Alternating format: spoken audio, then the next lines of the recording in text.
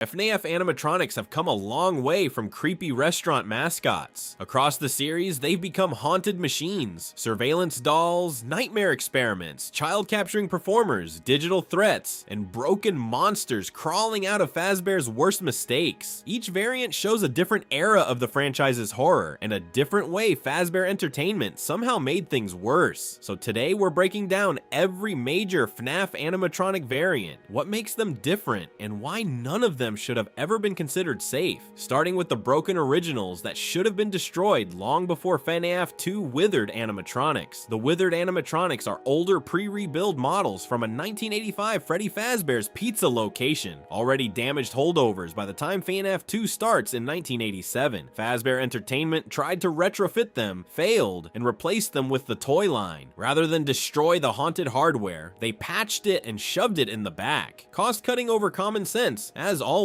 Visually, they're defined by extreme decay, tattered suits hanging in shreds, massive gaps exposing the shared endoskeleton beneath, and that double set of teeth in both the outer jaw and inner metal skull that turned friendly mascot design into genuine body horror. Withered Bonnie is missing his entire facial casing. Withered Chica's jaw is grotesquely stretched. What was supposed to be child-friendly is now physically used up. Lore-wise, they're tied directly to the missing children incident and represent Fazbear's habit of patching over haunted machinery rather than dealing with it, but at least the Withereds stay mostly in one building, unlike the next generation, which Fazbear marketed as the safest animatronics ever built. Toy Animatronics, Fazbear Entertainment, promised safety. They delivered surveillance theater wrapped in plastic shells. The Toy Animatronics debuted in 1987 as the company's shiny rebrand, marketed as advanced kid-friendly replacements for the decaying withered models rotting in the back room. Cutting-edge free-roaming mobility, facial recognition tied to a criminal database, able to identify predators on sight. The safest animatronics ever built, they said. Aesthetically, the toys swap tattered fur for glossy plastic, rounder faces, rosy cheeks, brighter colors. They look like oversized dolls designed to make parents feel comfortable, but the cuteness is a mask. Toy Chica's removable beak peels away to reveal a predatory mouth underneath, a perfect visual metaphor for everything baked into their design. And glitch it does. Their facial recognition behaves normally around children while targeting adults and staff. The criminal database is pure safety theater. High-tech surveillance sold to anxious parents, while William Afton operates freely in the building. That same pattern recognition can be fooled with a Freddy mask, which tells you everything you need to know about how sophisticated it actually is. Lore-wise, these are the animatronics most associated with the Bite of 87. The safest ones ever made ruined someone's face. Technological escalation without moral accountability. That's the Fazbear brand. But at least the toys had bodies. The next variants don't even need that. Phantom Animatronic. Fazbear Entertainment tried to turn decades of murder and trauma into a tourist attraction. The trauma fought back. The Phantom Animatronics appear in FNAF 3 as hallucination-like threats, haunting Fazbear's fright starting night 2. They're burnt, greenish apparitions with hollow black eye sockets and glowing white pupils. They manifest on cameras and in your office, looking like corrupted surveillance footage of dead animatronics. Here's the thing, being jump scared by a phantom doesn't kill you, which somehow makes them worse. Phantom Balloon Boy appears on camera. You stare too long, jump scare, your ventilation crashes. Phantom Freddy limps past the window, you lock eyes, jump scare, audio error. They're anxiety multipliers that force you to open maintenance panels mid-threat, leaving you exposed to Springtrap, the only real physical danger in the building. Phone Dude mentions ventilation problems and seeing weird stuff, blaming carbon dioxide hallucinations. Cool explanation, except these hallucinations have consistent designs, targeted behaviors, and coordinate with Springtrap's movements. Deeper theories suggest they're spiritual projections tied to Springtrap himself, or remnant energy leaking from the burnt animatronic parts Fazbear's Fright used as decorations. So Fazbear's Fright collected charred remains from old locations, mounted them on walls, and wondered why the security guard kept hallucinating vengeful robots. Turns out no, you can't commodify tragedy without consequence. The phantoms prove the spiritual corruption doesn't evaporate, it adapts, and it crashes your ventilation at the worst possible moment. But if you think ghost-infested surveillance footage is unsettling, wait until you hear about the animatronics specifically engineered to weaponize a child's worst nightmares. Nightmare Animatronics. this. The Nightmare Animatronics from FNAF 4 look like someone asked, what if we made children scared on purpose and then actually built the technology to do it? The leading theory is that hallucinogenic gas was pumped into a fake house to make children perceive blank endoskeletons as terrifying nightmare versions of familiar mascots, which means they're both nightmares and illusions at the same time. Their aesthetic cranks the withered decay template into grotesque caricature. Too many jagged metal fangs, too many claws. The double teeth motif becomes defining here, with jaws full of metal spikes that extend beyond plausible engineering. Everything about them screams someone engineered fear as a product, not a side effect. Gameplay shifts to a bedroom environment driven entirely by audio cues. No cameras, no mask, just spatial awareness and the most startling jump scares in the series. Fail to interpret the breathing correctly and you get one of the most intense visual punches the franchise has delivered. Lore-wise, these are psychological torture devices, optimized to maximize children's fear as a resource, possibly because heightened terror yields stronger remnant for Afton's experiments. The gas and fake house theory reframes what looks like nightmare logic into something coldly scientific and far more sinister. They're not dreams, they're weapons, but at least nightmares stay in a controlled test chamber, unlike the Funtime animatronics, which were built to walk straight into birthday parties and kidnap children in broad daylight. Funtime animatronics. The Funtime animatronics are the franchise's most chilling innovation because their evil is not accidental. It's a product specification, built by Afton Robotics for Circus Baby's entertainment and rental. They were officially marketed as cutting-edge performance attractions, but they were explicitly designed with hidden compartments, extendable appendages, and AI self-aware enough to scheme, manipulate, and coordinate an escape using your own body. Their aesthetic is performer as mechanical trap, glossy carnival shells that split into reconfigurable segments. A single chassis, everything about their design serves both showmanship and covert abduction. Each Funtime has a distinct threat type. Cross Bellora's gallery using audio cues. Manage Funtime Freddy through observation and shot controls. Navigate Funtime Foxy's corridor with controlled light flashes. All of it culminates in the scooping room, where the scooper removes your endoskeleton and Ennard wears your body to escape. The scooper is the lore's most explicit confirmation that animatronic technology has been industrialized for murder. Blueprints indicate it was designed to move children's spirits into animatronic bodies, directly tying the Funtime program to the remnant transfer mythos. Deliberate predatory engineering, not corporate negligence. Circus Baby herself shows guilt alongside ambition. She knows what she was built to do. She regrets it. She still uses you anyway. These aren't accidents. These are weapons. But if you think engineering murder machines is bad, wait until you meet the variants that warp reality itself. Rockstar Animatronics. The Rockstar Animatronics are Fazbear Entertainment's shiniest rebranding effort yet, and they exist inside what is secretly a mass execution chamber, which is, you know, not ideal. They debut in Pizzeria Simulator as purchasable catalog items. Rockstar Freddy, Bonnie, Chica, and Foxy, all upgraded with showbiz accessories and richer colors, framed as commercial investments to make your franchise look legitimate. Rockstar Freddy gets a star emblem and blue irises. Rockstar Foxy comes with a companion parrot. None of them carry the modular horror of the Funtimes or the decay of the Wizards, because the point is that they look like a product you'd actually buy, and that's exactly what makes them perfect window dressing for Henry's Trap. The entire restaurant is secretly engineered to gather and incinerate every remaining haunted animatronic. The Rockstars are performing in a building that was always meant to be a pyre. In Ultimate Custom Night, Rockstar Freddy becomes genuinely hilarious. He appears demanding 5 Faz coins like a malfunctioning ATM that'll kill you if you're broke. Rockstar Foxy's parrot delivers random power-ups or punishments, making them an opportunistic threat that exploits player greed rather than relentless pursuit. Fazbear's most marketable product line exists to make a death trap look like a legitimate business. Bright, polished, dancing on top of a funeral pyre, but at least they're just corporate props playing a role, unlike what's about to crawl out of the alley begging to be salvaged. Scrap Animatronics. Henry Emily designed a restaurant as a funeral pyre, and the Scrap Animatronics are the ones he invited to burn. Scrap Baby, Molten Freddy, Lefty, and Scrap Trap converge in Pizzeria Simulator as end-of-the-line survivors, so thoroughly destroyed and reassembled they barely resemble coherent machines. Scrap Baby is Circus Baby rebuilt with a massive jagged claw arm. Molten Freddy is a tangled wire mass with a Freddy head, Ennard's successor after it shed Baby's parts. Lefty is a sleek black bear secretly designed to capture the puppet.